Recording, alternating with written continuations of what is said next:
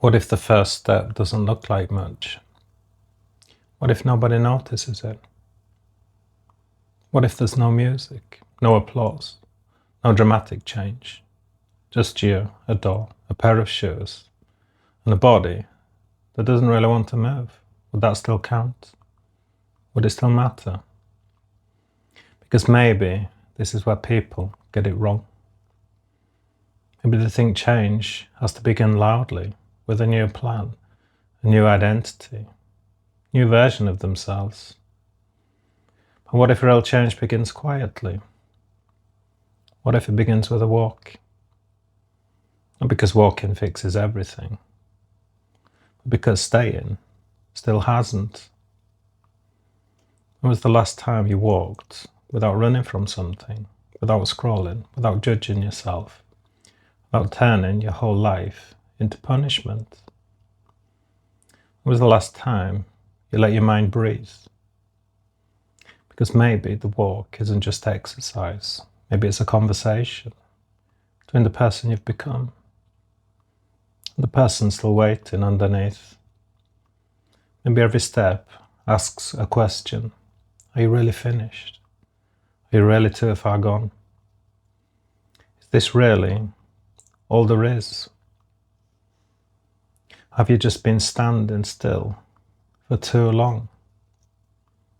Maybe at first the body complains. Maybe the knees ache. Maybe the back feels heavy. Maybe the breathing feels harder than it should.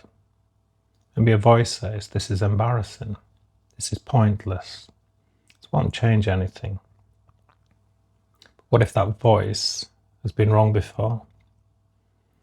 What if the first walk isn't about burning calories?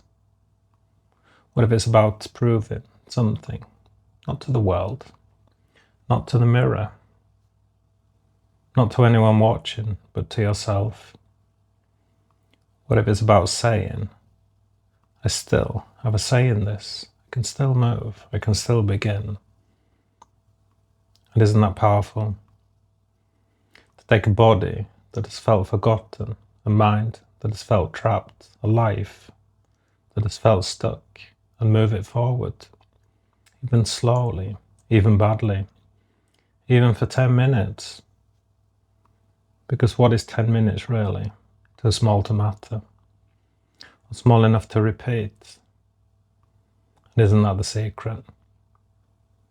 Not the perfect workout, not the extreme plan, not destroying yourself to prove you're serious, but doing something gentle enough that you can return tomorrow, and the next day, and the day after that. Could that be how trust is rebuilt, step by step? Could that be how shame begins to loosen? Could that be how hope enters the body again, not all at once, but through the feet, through the breath, through the quiet rhythm of moving forward? One day, maybe you won't remember the exact walk. Maybe you won't remember the weather. Maybe you won't remember what you wore. But you may remember that feeling. That strange moment when something inside you whispered, maybe I'm not finished. And what if that was enough? What if the walk wasn't small? What if it was the first sign of life?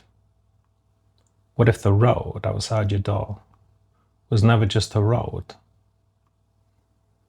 What if it was an invitation, a way back, a beginning, quiet rebellion against everything that told you to stay down?